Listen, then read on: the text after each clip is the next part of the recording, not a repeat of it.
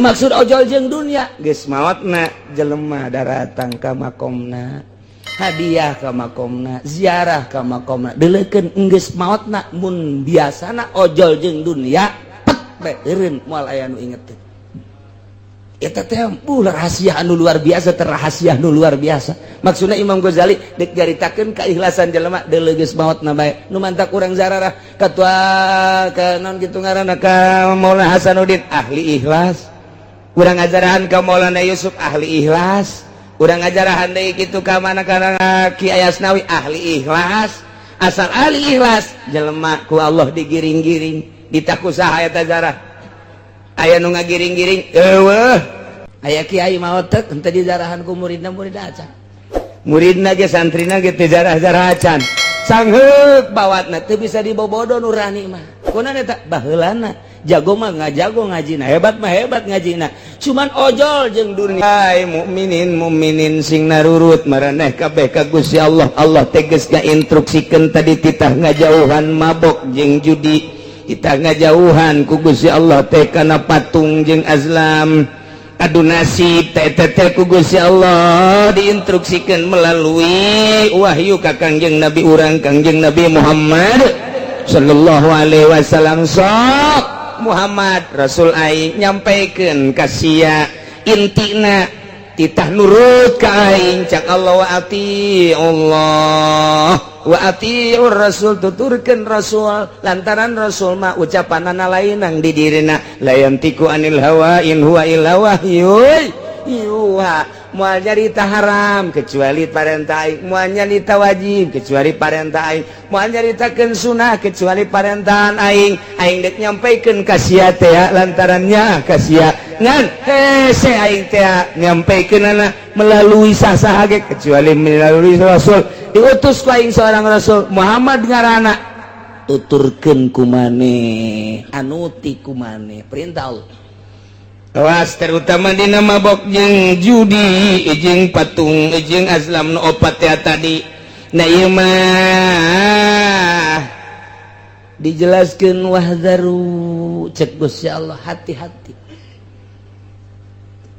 nurut maneh ka Gusti Allah nurut maneh ka parentahan Rasul Allah tapi wahdaru awas hati-hati kumaha hati-hatiana lamun maneh nurut salamet mun maneh teu nurut bahaya wa in tawallaitum maka lamun maneh mengo mun maneh ngabalieur lamun maneh teu nuturkeun ka perintah Allah teu nuturkeun teu ngajading kana ucapan Kangjeng Rasul perintah-perintah Kangjeng Rasul ku maneh teh dihirup fa'lam kanyahokeun ku anjeun annama ala rasulinal balagul mubin Rasul mati kasangkut paut deui nyana mah ngan sakadar nyampaikeun doang maneh nurut salamet maneh teu nurut bahaya Rasul mati aya naon-naon teu aya gantar kakaitan teu aya hubungan nyana mah ngan sakadar diberekannya bae ka umat nyampaikeun ti aing andai kata Rasul teh nitah ulah mabok maneh nurut salamet andai kata Rasul nitah ulah mabok maneh teu nurut ih atuh Rasul mah teu kasangkut paut lantaran Rasul mangan sakadar annama ala rasulinal balagul mubin ngan sakadar nyampaikeun Rasulna parantos teu aya tilar di dunia mah disampaikeun ku para sahabat ayat ieu sahabatna geus teu aya sampaikeun ku tabiin geus teu aya disampaikeun ku asbat tabiin tahun 2011 penyampai lidah Kangjeng Nabi di Jakarta loba keneh di Pandeglang loba keneh di Serang Pandeglang di Serang loba keneh saantero dunia nu nyambung lidah ayat ieu loba keneh ngan hanjakal teh kumaha hanjakalna ieu pemerintah teh dirina artina nu marentahna ieu adalah bener-bener henteu mengamati ayat ieu sehingga nyana teh ngajual ayat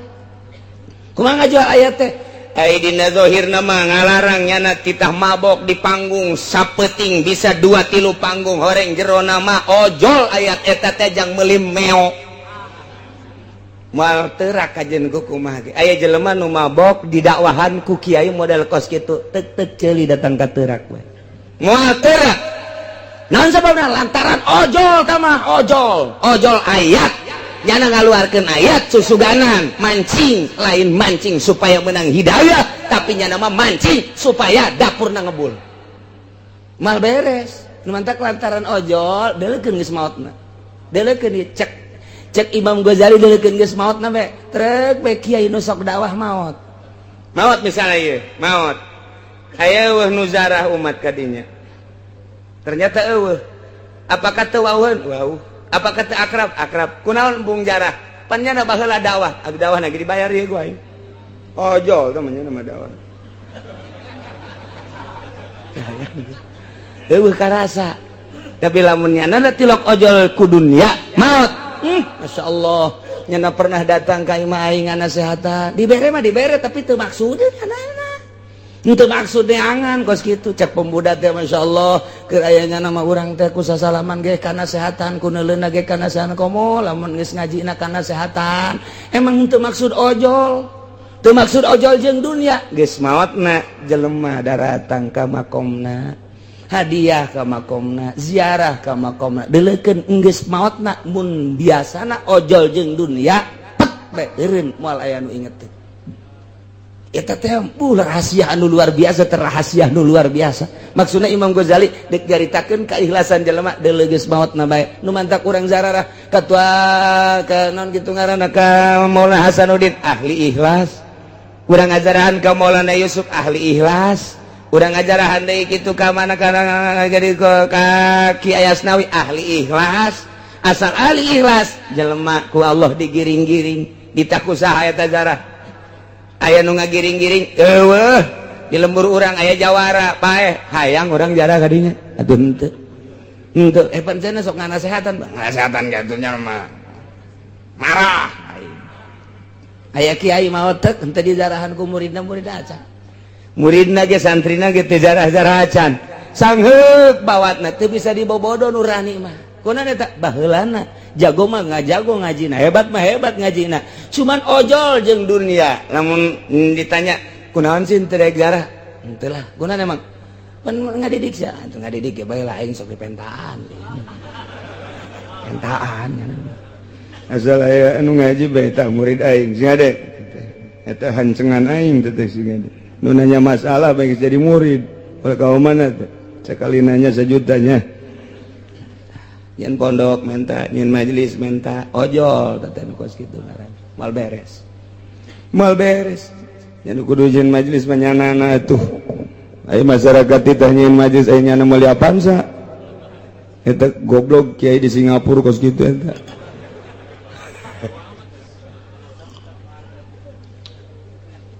ieu mah keur carita masalah ikhlas cek Imam Ghazali sampaikeun geura ayat bakal ngerenyet geura jelema mun nu nyampaikeunna nu marentahna ieu adalah teu ojol jeung dunia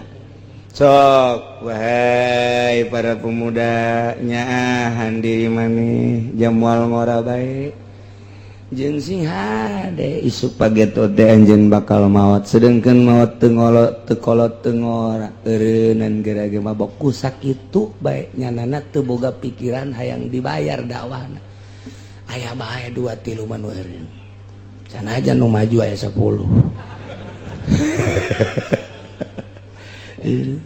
sanajan unggal penting dakwah menasional tapi di benak hatena nyana teh lain eta nu dimaksudna maksudna mah dek numpuk-numpuk harta ieu mah tinggal maksud lain dibere jeung teu dibere lain boga jeung teu boga tapi maksudna sing ada singkah arti menang nyokot ti mana eta Imam Ghazali menang nyokot tina innamal a'malu binniyat jelema mah kumaha niatna jelema ngariung teu niatna naon niatna teh deuk tahlilan nek syiar kemudian diberi berkatna satrek masalah teka bawa teka jinjing gunya ada satrek berkatna atau loba jasa masalah tetep bae syiar mah kuari mah jelema dek ngariung tapi itu dimaksud berkatna berkat mending mun satrek pugu cau deh mending mun cau nu beureuh mah cau hansip rugi emang cau hansip aya kos gitu dah beda niat sih nggak ada niat mantep niat sok di non karena sok dibahas-bahas baik ku kiai balikan deh supaya jelas niat kurang tibeting dek niat hudang lah yang dek tahajud kasubuhan eta orang geus boga nilai tahajud geus boga pan nilai tahajud masyaallah eta niat jadi kadang-kadang niat eta bakal ngabentuk di akhirat sanajan teu dipigawe niatul mukmin khairun min amali mantak ngaji niatna deleukeun ge kadang-kadang beda ieu sorana beda sora lamun niatna ikhlas mah beda nyelecep ka jero hatena teh rindu ka jero hatena ngeunaheun ka jero hatena teh eta teh bakat tingku ikhlas di jerona ikhlas teh naon teh lain diomong ikhlas mah teu hayang urusan dunia hayang kalem teh hayang dimulai diagung-agung teh deuk nyampaikeun ayat ieu mah supaya manusia bentak mata hatena henteu maksud hayang dibayar kabeneran diagung-agung aja dibayar dibere eta teh urusan batur asal dirina nah iyalah nu hese teh berangkat awalna begitu ngalengkati mah dek naon maksudna dakwah dek naon maksudna ayeuna ieu mah dek dakwah bae ayo ngan eta deh sok ngomong-ngomong sabaraha jam ieu nya setengah jam bos setengah jam lamun naik kareta mun sedang ka mana ieu oh bayaranna ge gede cabok kiai kos gitu mah eta teh ilas eta kos gitu kan eta teh tah piceun mun hayang bener piceun mun hayang bener ieu nyampaikeun ayat ieu disampaikeun di dunia ayat ieu disampaikeun mabok makin menjadi-jadi hese luar biasa nah ieu diakhiri ayat nu tadi teh ku Allah wa atiur rasul narurut marane kabeh ka Gusti Allah Allah teh ngalarang melalui Kangjeng Rasul minum arak judi wa atiur rasul tuturkeun turut ku maneh Kangjeng Rasulullah wazaru jeung hati-hati kudu rempan maneh kana berbagai permaksiatan lantaran bakal ngejerumuskeun anjeun ulah-ulah di dunia komo di akhirat nama deui bakal sing jarungkel ka neraka jahanam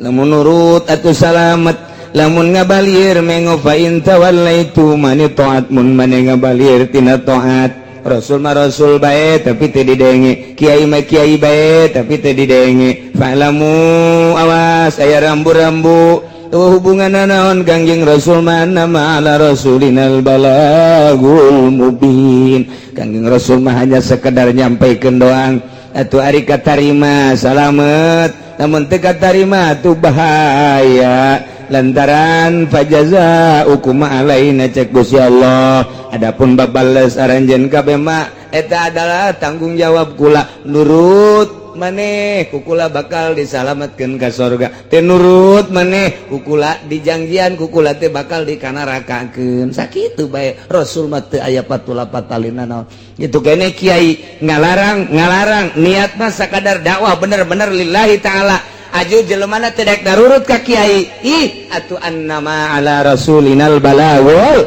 mubin kiai mangan sakadar nyampaikeun doa nurut jeung teu nurut lain urusan kiai mantap kiai ulah marah lamun dakwah teh aju teu narurut marah kieu goblok sia teu nurut ka aing deuk nurut ka aing deuk nurut ka saha sia tolol sia goblok sia eta kiai moal beres sama kos kitu moal beres atuh ieu keur nyampaikeun mah nyampaikeun bae haram riba haram ngredit haram praktek isuk-isuk datang Waalaikumsalam enon ya ampura kiai kunaon aduh doakan kula bulan kemarin itu bisa bayar kreditan karep mudah-mudahan boga cek hate aing kamari aing nyampaikeun haram kuari minta doa ka aing aing teh sieun nu kabalinger sebenarnya deres kene kos gitu deres nu kieu Waalaikum geus ceurik bae oh nyabikang di mana di mana udah deket cenah di dinya enak aduh cenah daripada ditarik deui ku dealer mau nginjem duit ya iya aduh boga salakitan teh si budak mun teu onam artina itu Masya Allah gula ngajing mengaji baik ke kiai ngadenge baik jadi menginjam duit teh jangan bayar kreditan innalillahi wa inna ilaihi kudu kumaha tah atuh teh kumaha nyampaikeun anak nyampaikeun bae ngan can datang ka hatena can dibere hidayah ku Gusti Allah berarti mahal teh anu ngagulak-gilekeun mah anu ngaleungitkeun hijab mah lain kiai lain wali lain Kangjeng Rasul nu mere hidayah mah Gusti Allah Subhanahu wa taala. Masya Allah timbul pertanyaan-pertanyaan para sahabat urang alhamdulillah cek para sahabat teh kazamanan karena ayat innamal khamru wal maisir sehingga orang sadar nu tadina osok mabok eureun tadina sok judi eureun tadina nyembah ka patung areureun tadina dunus nasib ngundi nasib baju areureun ku ari mah kulantaran urang nyaho kana haramna ngan ieu ayeuna mah fakal fa bi ikhwanina alladzina matu wa hum yasrabuna al khamra wa yaquluna malal maisir eta dulur urang tetangga urang nu kamari ieu mararabok kamari ieu jararu diaju ku ari parae eta kumaha kamari ieu meme diharamkeun nyana mabok aju pae nyana judi duitna pake dahar dirina pamajikan jeung anak pae eta kumaha nya ai urang mah kuari geus areureun ieu jageus jaho ieu kana haramna ai eta bapa urang emang urang uwa urang kawau urang anu baheulana mararabok paeh kumaha eta iman mah iman ka Gusti Allah tapi can turun ayat saklek haramna arak nyana kaburu paeh kumaha nya eta jobe ayat ieu laisa 'alal ladzina amanu wa 'amilus solihati junahun fima ta'imu إذا ما اتقوا وآمنوا وعملوا الصالحات ثم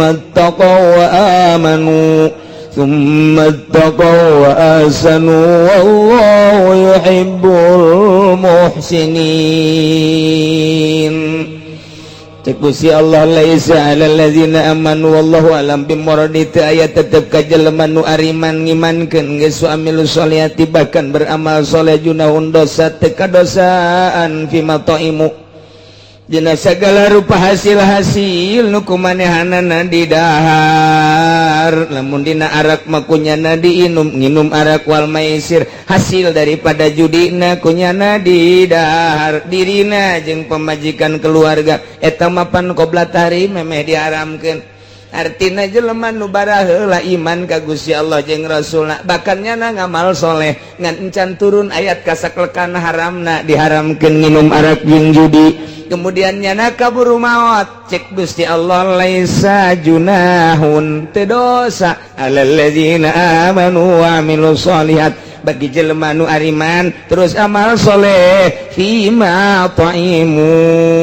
dina naon nu kunyana nu diinum arak diinum hasil judi kunyana di dahar asal idza mattaqau wa amanu wa 'amilus sholihat di mana aranjeuna takwa di mana aranjeuna iman di mana aranjeuna beramal soleh asal iman takwa beramal soleh masalah lantarannya maot memeh diharamkeun secara mutlak dikuatan deui ku Gusti Allah summa taqaw amanu inget yang penting mah takwa jeung iman modalna syaratna asal takwa jeung iman tambahan deui ku Gusti Allah summa taqaw wa ahsanu nu penting mah takwa jeung ihsan nu mantak aya 3 di dieu teh ittaqau teh loba amat aya rahasiaan teh barang dibongkar ku ilmu bilagah mah nomor kahiji aya idza mattaqau wa amanu wa amilus sholihat nomor kadua sumattaqau wa amanu nomor katilu sumattaqau wa ahsanu ayat 3 ittaqauna loba amat atuh cukup bae hiji ittaqau anu awal mah eta adalah jang pribadina ittaqau nu kadua mah jang pribadi jeung halayak rame ittaqau nu katilu mah jang dirina halayak rame jeung ngalaksanakeun ihsan nu mantap aya iman aya Islam aya ihsan aya syariat aya tarekat aya hakikat selalu kitu bae dina Al-Qur'an teh nu mantak di dieu ge aya 3 ittaqauna ittaqauna pertama ittaqau iman ittaqau nu kadua ittaqau Islam ittaqau anu katilu ittaqau ihsan nu mantak ittaqau nu pertama ittaqau syariat ittaqau nu kadua ittaqau tarekat ittaqau nu katilu ittaqau hakikat mantak ge iya ya ihsan terakhir mah ihsan hakikat ya summa taqaw wasanu ngan kabelah dieuna istimewa Gusti Allah wallahu yuhibbul muhsinin Allahumma mika cinta jeung mika resepna teh ka jelema anu nyieun ihsan berarti anu ittaqau binafsihi masa kadar takwa jeung iman jang dirina masih diproses engke di akhiratna nomor kadua ittaqau anu kadua jang bigoirihi jang bisa merean ka batur nyaritakeun ka batur tapi dirina mancan ihsan masih diproses ku Gusti Allah anu henteu diproses mah anu meunang mika sedikit cinta Allah ia adalah jelema anu ittaqa amal soleh iman termasuk ihsan ilah wallahu yuhibbul muhsinin nu kumaha ihsan ihsan anta budak Allah kana katarahu wa ilam takun tarahu kana hu yaraka maneh ibadah ka Allah seakan-akan neuleuh ka Gusti Allah mun can bisa seakan-akan dideleukeun ku Gusti Allah berarti teu pernah bae aya mimpar-mimpar urusan dunia teu ojol nyampaikeun Qur'anna teu ojol nyampaikeun ayatna teu ojol nyampaikeun hadisna jeung urusan keagungan kemuliaan jeung teu ojol kana urusan dunia ihsan sieun ka Gusti Allah bahkan mun dibere duit ge sieun nya nama Waalaikumsalam ti mana ye ti atut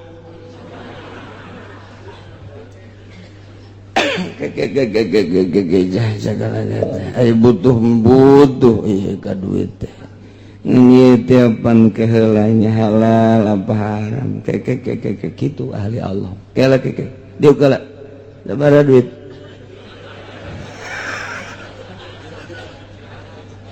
yang dibuka teh bu emang tarima bente sabaraha duit teh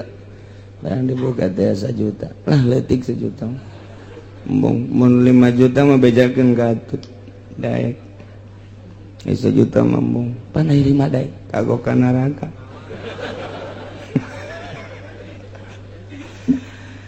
aduh neangan daftaran bae cenah daftaran eta naon kadang-kadang KTP maksudna dek di umroh-umrohkeun ieu umroh jadi ganjaran apa henteu kunaon teu berpikir masya Allah ieu ayat lain lalagaan Gusti Allah cukup bae ieu teh make ittaqauna hiji bae cek ahli bilagah mun hiji ge cukup tapi make ayat 3 ieu teh lain lalawara ya Allah ya Rabbi maka idza mattaqaw wa amanu wa amilus solihat hiji mereka 2 summa taqaw wa amanu 2 mereka 3 summa taqaw wa ahsanu masya Allah 3 ittaqauna ge hati-hati sing rempan maneh awas hati-hati kana berbagai paharaman jeung permaksiatan imankeun ku anjeun beramal anjeun kana amal anu soleh hiji berarti syariat tambahan deui ku Gusti Allah summa taqaw wa amanu mentak ka dieuna ge make tafsiran Imam Jalal teh sabatu ana taqwa wal iman di jerona teh geus tetep takwa jeung iman ngan kuari ngalaksanakeun nya nante akana intisari takwa jeung iman tarekat ngaranna suluk disebut berangkat kuari mah lain sakadar iman tetapi nyana berangkat hati teh supaya bener-bener deket jeung Gusti Allah supaya datang ke mana ya supaya datang diri nate ka Gusti Allah emang Gusti Allah bisa ditempuh jalan mana bisa ente naik kereta bisa ente naik kapal atau naik Apollo oh otak nancan datang eta budak Gusti Allah mah di mana-mana aya tapi lain berarti eta Gusti Allah kumaha tuh ngaji nu mantap ge jangan ngajinya terus baik atau otakna pendek jasa sih mah campur jeung naon wayah ngaji wayah datang ke imam nonton TV melulu HP bae meuli nu anyar deui budak trizi HP nage geus mending mun ngarakeun aki-aki geus bau kuburan mamawa HP keneh bae ya Allah ya Rabbi tak aki-aki buang ka warah jas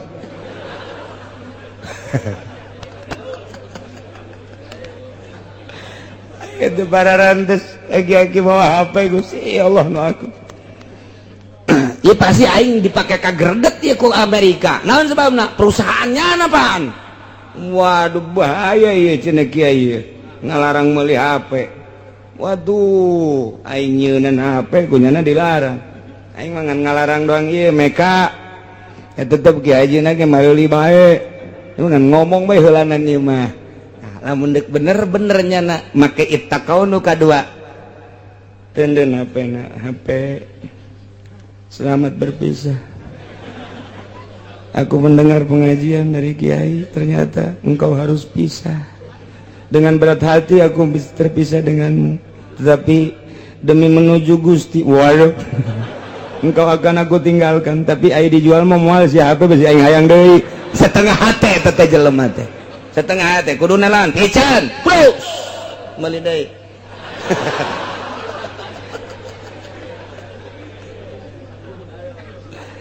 lain lalagaan ibadah teh nu mantak urang eueuh ngeunah kumaha ilmu fatul muin mah aya ilmu jamul jawame mah aya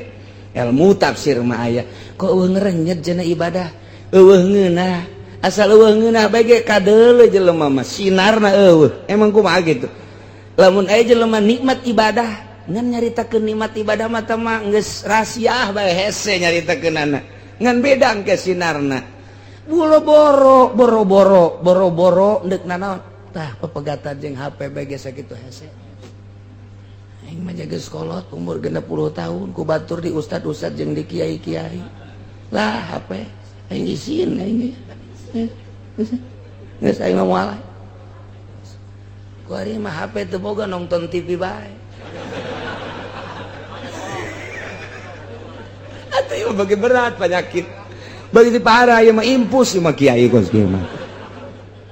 nasa teh TV geus sia mangpaat aing neuleuan sia bae ti baheula teh ngan saukur berita bae paling ge anu-anu lah film nyanyi geus teh hayang aing mah geus tah dua tang coba ge dua bae HP jeung TV ieu teh di jero hate diberesihan teh hayang teh mah kos kitu mah lahun walabun teh mah geus aing mah deuk ka Allah bae saminggu bae ngerenyet bakalna hayang meuli deui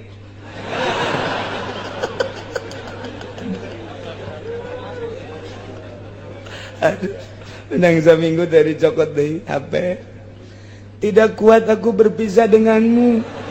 jaringanku kurang sehingga undangan ngeriung kok nggak ada yang biasanya kayak ondo sama kos gitu tidak bisa pepegatan ndek menuju ke Allah kudu aya anu ditinggalkeun kadaanan ninggalkeun dunia secara total keheureuyan nu kitu bae heula aman lah cenah disebut ortodok keun bae disebut ortodok ge tereh paeh ieu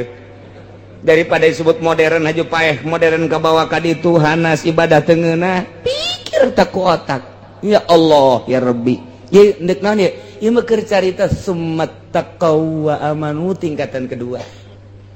tingkatan kahiji mah eta tadi engke aya proses keneh bae Allah teh ieu tilu teh aya rahasiahan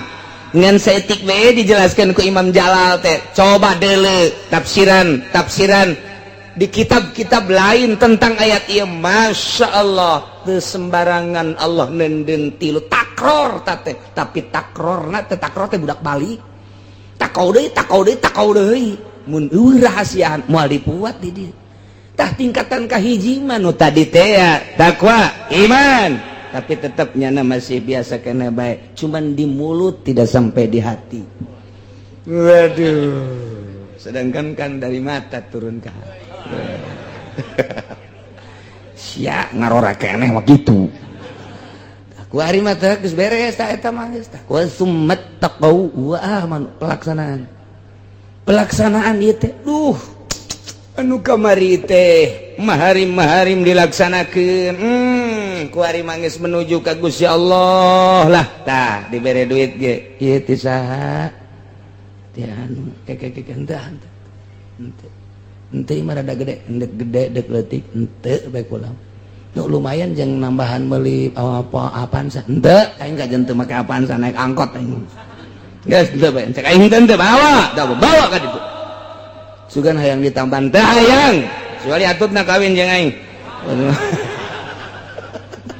kadang sakit atuh misalna lain ti atut bae sarua ti wahidin ge ulah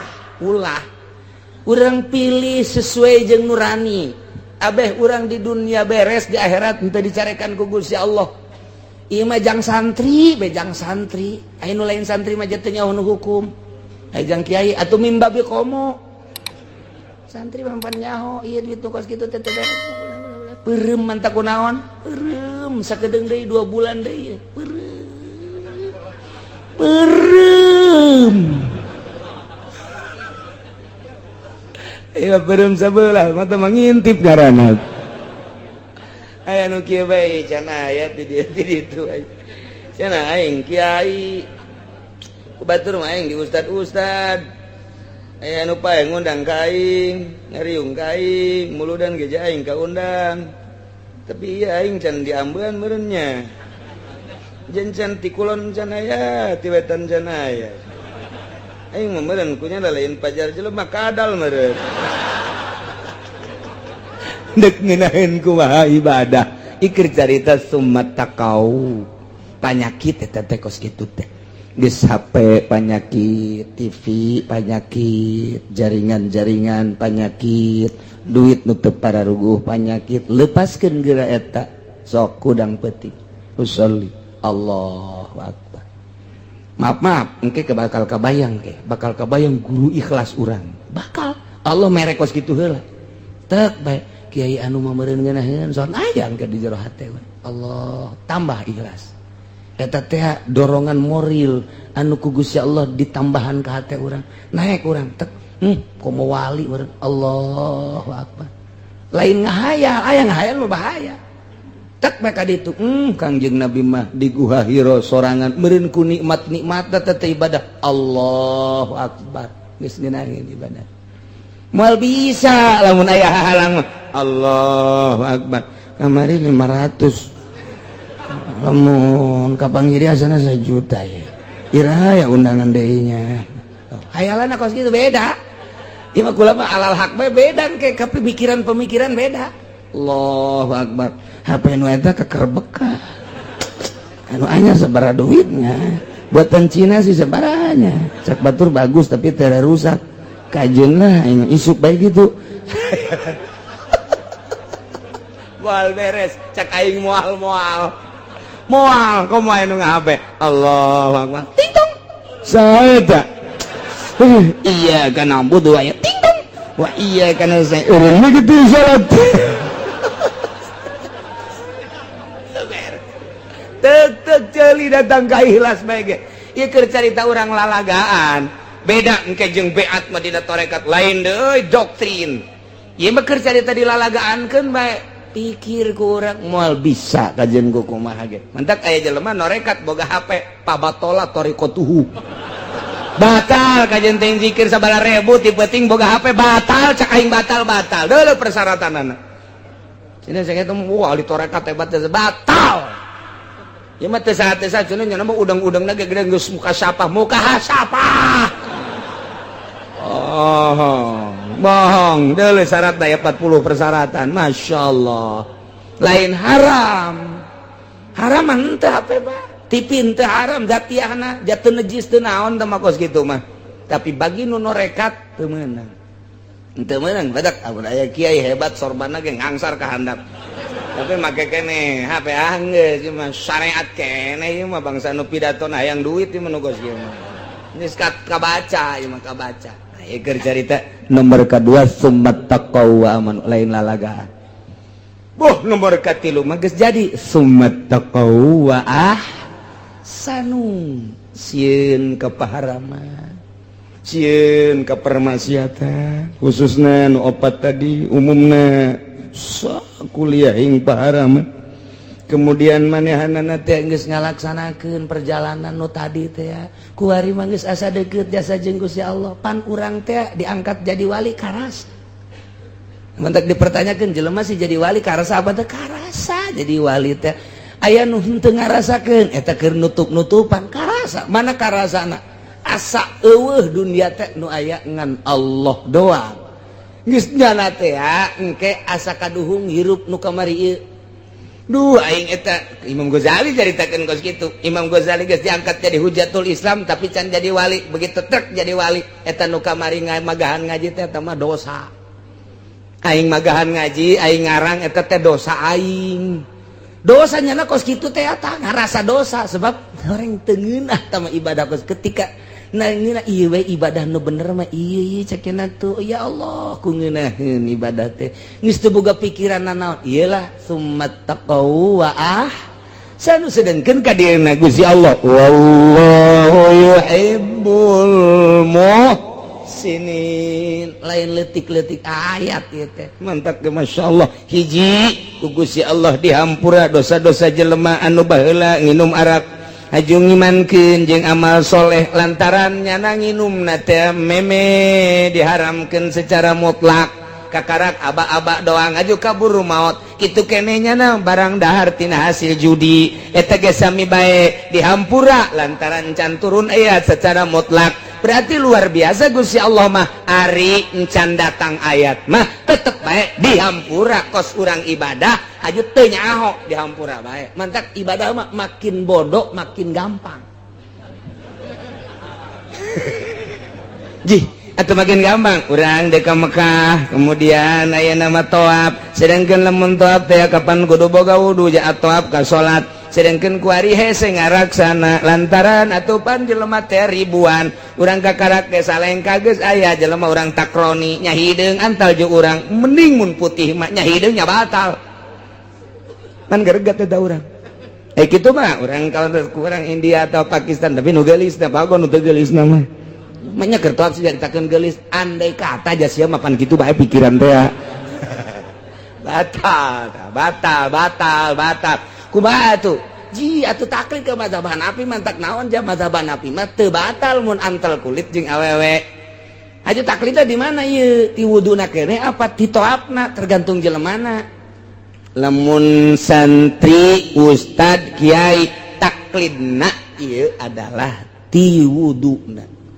lamun jelema teu mondok kuari ka Mekah titah taklid ti wuduna ge teu bisa bingung nya geus begitu wudu sampai engke bae tah dina toapna abdi taklid ka mazhab Hanafi nu cek mazhab Hanafi mah antel kulit awewe jeung lalaki teu batal geus bae wuduna sampai tapi nyana toapna toap make Hanafi jang nu bodoh mah atuh sanajan didedet-dedet ge emang bodoh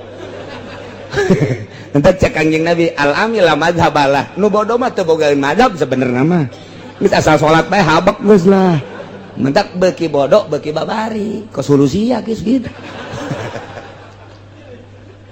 keur carita ulah ngahesekeun ka nu bodoh mah iya tuh nu bodoh dihesekeun memaldekeun salat aya nini baheula ka abah cenah kula ieu kiai di ka Mekah ayo atuh jaya maka jangan teu bisa babacaan teu kudu babacaan nih nu bisa bae naon nu bisa mah jakul ge balelol cenah teh zaman baheula ieu jeung kula mah cenah maca kulu ge ulah maca kulu sa sholawat bae jeung ban sholawat ge teu kudu babacaan babari meunang kiai teu kudu babacaan teu kudu eta cerita tetangga mah babacaan wah temen bodoh nyana asa pinter bantah aja nyana dakwah di gitu oh cok kidamiati ge woi itu menang babacaan ngunaheun ja ka kidamiati mah aing ngaji manasik gitu mah hese jasa ja ka kidamiati mah teu kudu babacaan sakiana ge ngunaheun hebat pantah atuh tita babacaan kumaha boro-boro doa manasik kulhu ge balelol aduh ulah ka Mekah burung atuh jang sanyanaeun mah asal ka ditu bae muter milu muter saing milu saing geus kucing-kucingan los untuk abah-abah babari bae. Masya Allah ngeunaheun sarua jeung Ki Bustomi mun nanya masalah teh babari bae teh Ki Bustomi ge. Assalamualaikum warahmatullahi wabarakatuh. Nah ka Mekah cenah kula aja teu bisa doana kulo bae kulo cek Ki Bustomi teh tohap kulo aya saing kulo deui. Ya kuluna sabaraha sadekna sia. Dia sadekna sabaraha? Mun 10 we 5 habak cek. Sarua ta abong saguru berenang di dia jeung Ki Bustomi teh saguru di Ki Prawira atuh kitu bae. Babari mentek ngeunaheun ka Ki Bustomi mah heuy cenah 5 bae kulhuna ge. Eta hartina lain naon kiai teh ngeunahkeun bae. Nu bodoh mah dipaksakeun ge hese bae. Tuh aju ieu si ustad milu ka nu bodoh atuh ulah bego. Ustad ada tiwuduna kene taklid dan tuh Masya Allah tuh beda-beda ke derajatna di masjid teh ieu mah bodoh ieu mah santri ieu mah geus ngaustad ieu mah geus nyai ieu mah geus wali atuh beda-beda ngerendengnya na beda engke tahapanana nganu jelas mah asal menang pangampura Allah subhanahu wa ta'ala tinggal bae pebatalanana ari mazhab Syafi'i mah teu batal ari mazhab Hanafi mah teu batal mazhab Syafi'i hitut batal atuh Hanafi ge hitut batal ke sia hitut aing mah Hanafi batal aing ngising nyaonya ngisingnya beres. Oh, kemudian ditajong kalau getih mimisan batal cek Hanafi cek Syafi'i mah teu babari geus antal doang teh jauh urang kaluar getih jacarang ja teurab atuh jacarang kaluar getih carang geus eta bae tah ka madzhab Hanafi. Jadi teu meunang hiji naon kitu ngaranna hiji pagawean ku dua mazhab tah eta doang nu teu meunang talpek ngaranna hiji pagawean dua mazhab teu meunang mun hiji pagawean kudu samazhab bae urang pagawean wudu samazhab pagawean toab samazhab teu meunang wudu nya Syafi'i nya Hanafi teu meunang atuh toab nya Syafi'i nya Hanafi teu meunang hiji pagawean dua mazhab teu meunang nu bagusna mah ti wuduna kene wuduna Hanafi toabna Hanafi ke ka salatna ge terus gitu Hanafi saharita mah acan salat mah henteu mangga masalah tah eta kos kitu nah lamun urang ayeuna dua pagawean teh kumaha teh teu kaharte dua mazhab teh kumaha kieu urang ku ari toab ngamazhab ka mazhab Hanafi ai praktek terap taklid aing ka mazhab Syafi'i. Jadi berarti ya mah taklid ba'da kejadian tuh bae ngeunahna lah cek urang lembur mah sabada kejadian taklid okos kieu tadi da urang kudu Syafi'i aju toab bae Syafi'i kene barang antel hi antel Hanafi mah henteu taklid harita jadi sabada jadi karak taklid teu naon jang nu bodoh nu mentak beuki bodoh beuki babari ibadah mah nu mentak urangnya hadena bodoh alhamdulillahirabbil taklid aing ka Hanafi begitu geus taklid dia ka Hanafi ye geus taklid dia ka Hanafi ye urang toab antal jeung awewe teu batal jeung aing mah Hanafi antal deui teu batal malah mah Noel nya teu batal abong-abong teu batal Noel gelut sia di ditu mulai mah keur carita doang teu batal terap baca Hanafi batal kan aing ka Syafi'i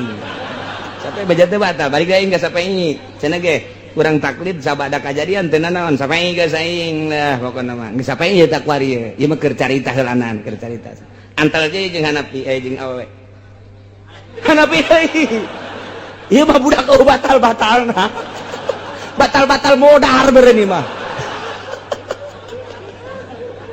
keur carita talpek hiji pagawean teu meunang dua mazhab mun geus samazhab samazhab bae ketika nyana di mazhab eta batal atuh geus bubar. Masyaallah wallahu yuhibbul muhsinin mudah-mudahan urang kabehan diraksa ku Gusti Allah dibere daek takwa ku Gusti Allah dibere sabar ku Gusti Allah diberi ihsan ku Gusti Allah sehingga orang bisa benar-benar ibadah ka Gusti Allah hingga akhir hayat orang husnul khotimah bisa ngucapkan kalimatun thayyibah di akhirat aya di bawah bendera Kangjeng Nabi urang Kangjeng Nabi Muhammad sallallahu alaihi wasallam. Wallahu a'lam.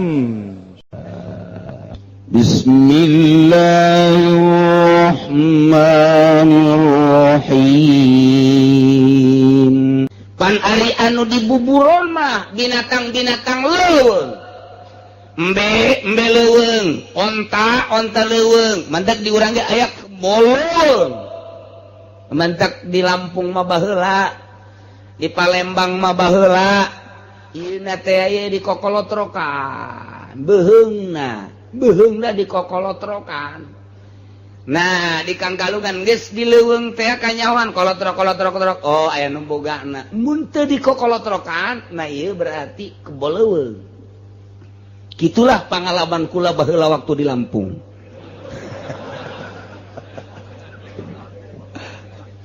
Tah eta kos kitu jadi kanyawan nantak asal endek dilepaskeun ka leuweung, Kangkalungan kolotrok asal endek di kaleuweungkeun kitu bae urang Lampung mah, urang Sumatera. Naon sababna loba nu ngabuburon pan ka leuweung teh lamun teu make nah ku panah atau tembak, nah iya atau di jari beunang keboleuweung ngaranna. Mun sapi leuweung ngaranna, embe leuweung ngaranna, uncal kijang leuweung ngaranna. Bari mah kijang ka jalan-jalan. Masyaallah. Ya Allah. Jadi kuari di jalan raya di tol ge kuari mah dua nu loba teh, hiji kijang kadua kuda. Teu kudu ka leuweung. Nah, gitu tah. Jadi hewan kesit darana, hewan wahsi. Jadi lamun keur ihram, manehanana ngabuluh hewan kesit. Du di leuweung, baik onta leuweung, sapi leuweung, mun atawa munding di Arab munding. Kebo teh di Arab teu betaheun kebo mah. Teu betaheun, teu kahartieun ku urang deko bisa teu betaheun kebo mah hayangna gupak. Ai di Arab atuh ujang gupak. Di mana gupak cak kebo teh aing keur ge aya nu pernah mawa ka ditu kebo menta balik deui. Pulangkan saya caknya nanti ke rumah istri saya. Kurang emang waduh enggak ada buat gupak teu bisa ujang gupak. Mantak nu loba teh kebo mah di Australia. Keur kula ka Australia kebo Masya Allah. Emang mana kita Australia? Di dinya di Cikupa ka ditu. Nah iyalah di daerah-daerah Timur Tengah moal aya binatang-binatang anu resep dicai. Lantaran di ditu mah daerah panas, gurun disebutna Sahara. Nah, ieu lamun keur ihram menang kitu ngaranna ngabunuh hewan liar, tah eta teh kena jaza, kena sanksi, kena balesan. Kumaha balesanana? Balesanana mithlu ma qatala minan na'am, kudu dibayar ku hewan lembur anu sabanding jeung hewan nu dibunuh kunyana. Kudu dibandingkeun jeung hewan-hewan jeung hewan nu dibunuh kunyana. Anu dibunuh naon ieu? Nah ieu kudu dibandingkeun jeung hewan lembur, hewan ternak anu sabanding jeung nu dibunuh. Saha nu nganyahokeun ana itu ngebundang banding gitu jeung tukang bandeng di Bandung. Oh yahkumu bihi zawa adlin minkum, anu bisa ngahukumanana kana bundang banding gitu teh dua lalaki anu araradil anu nyahoeun kana urusan ngabundang banding gitu. Saha anu nyahoeun di dieu aya kama Ibnu Abbas, Imam Ibnu Abbas wa Umar wa Aliun ngabandingkeun pin Nu'amah bi badanatin.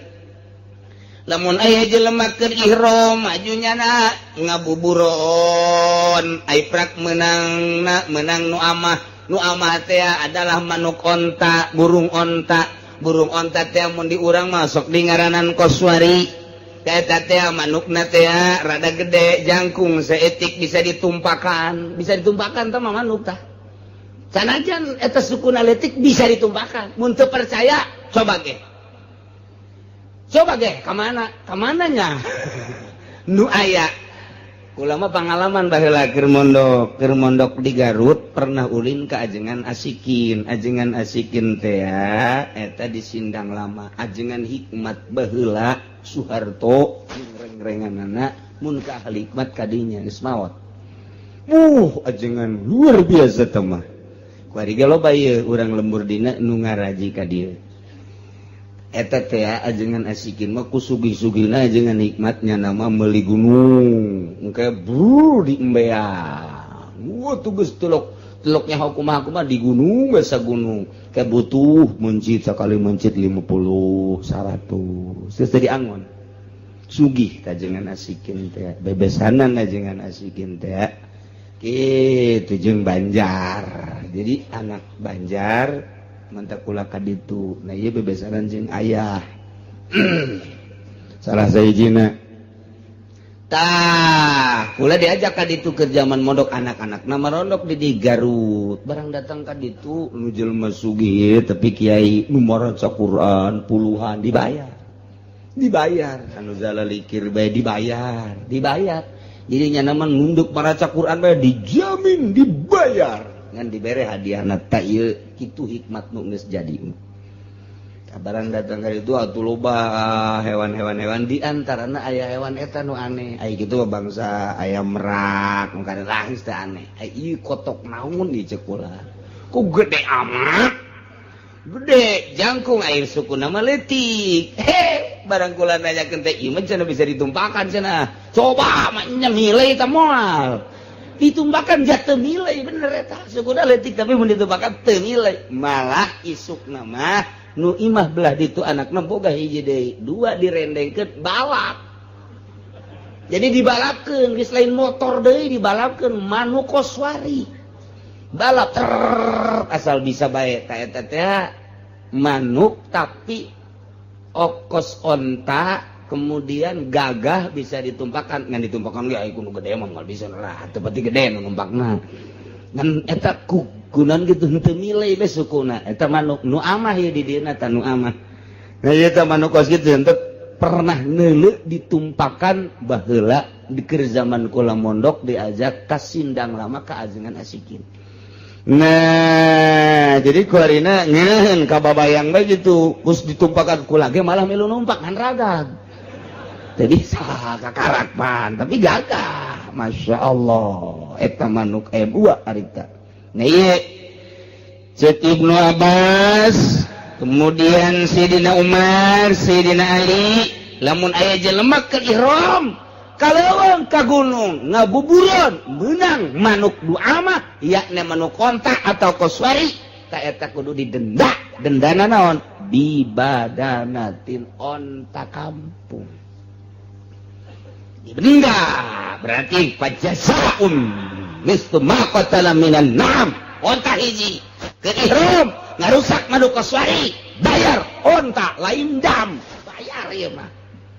eta kos kitu sangsina kudu mayar onta mahal onta teh lamun nu gede mah 10 juta duit urang rada letik 7 juta nu gede 10 juta ulah coba-coba keur ihram ngarusak manuk nu amah kemudian Abu Ubaidah tapi bakoril wahsi wa himalihi bi bakaratin menurut Imam Abu Ubaidah aya jelema keur ihram ngarusak sapileuweung kaleuweung ngabuburon mana misalna bunuh meunang nyana sapileuweung ta eta teh dikenakeun sanksi nabi bakaratin sapi lembur tuh masyaallah wa Ibnu Umar cek Imam Ibnu Umar wa Ibnu Auf bizabi lamun aya jelema keur ihram ngabuburon meunang kijang teh ieu kena sangsina bisatin embe kitulah nya wa kama biha Ibnu Abbas wa Umar wa ghairuhuma fil hammam dina manuk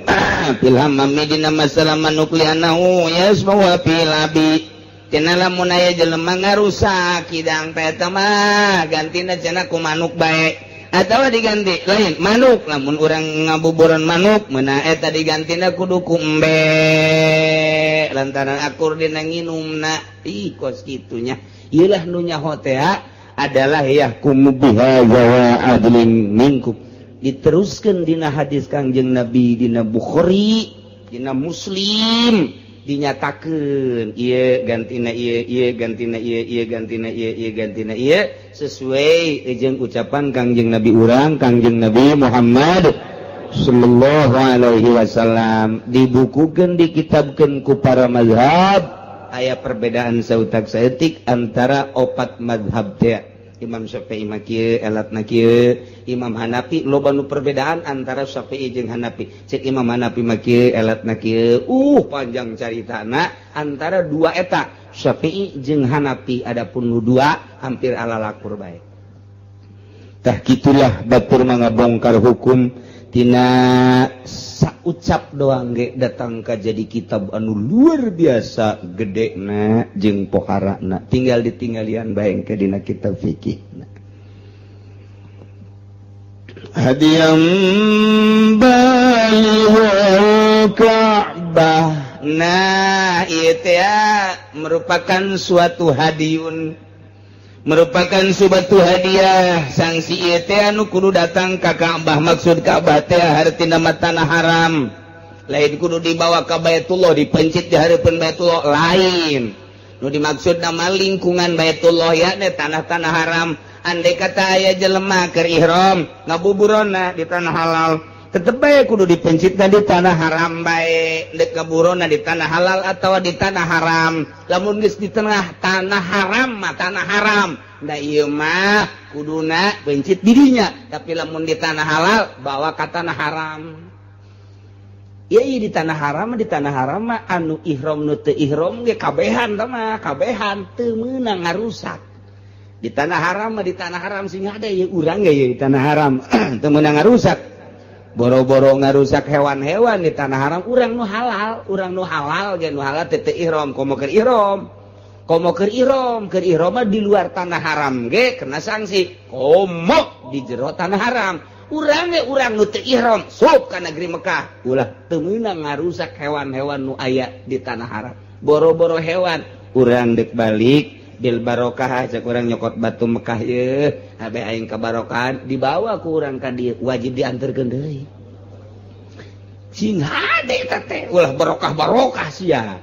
dianterkeun ka dieu tu masyaallah teu meunang nyokot batu teu meunang kumaha cenah kieu lamun meuli batu cincin atuh meuli mah masalah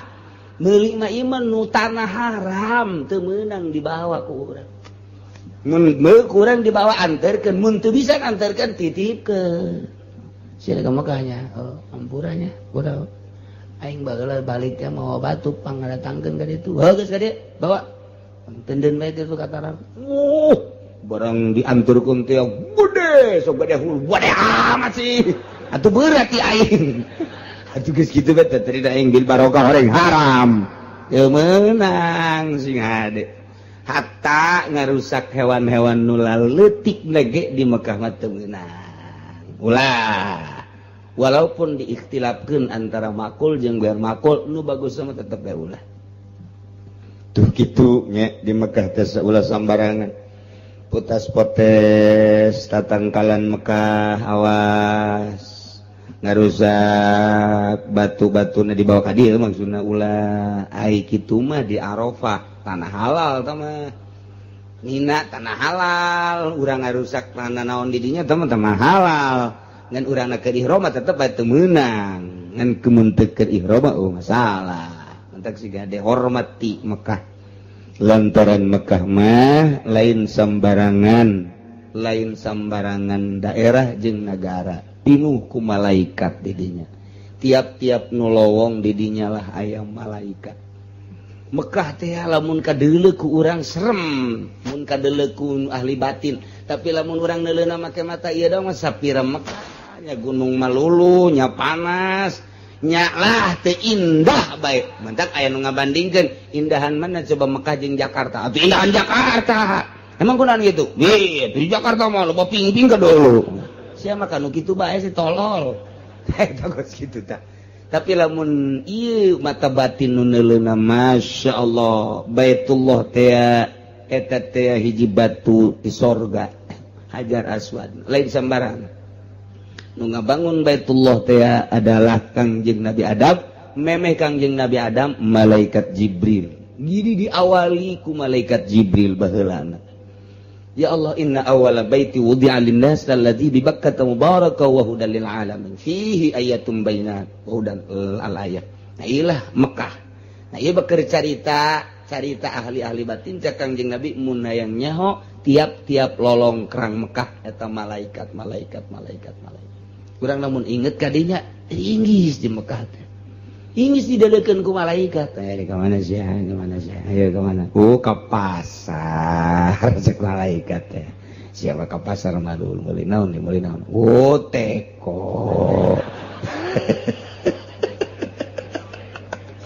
Cek malaikat teh teu butuh jai buat rok minum. Sia mah meureun. Waduh, gede teh leutik gede. Gede amat meuli tekona sia mah.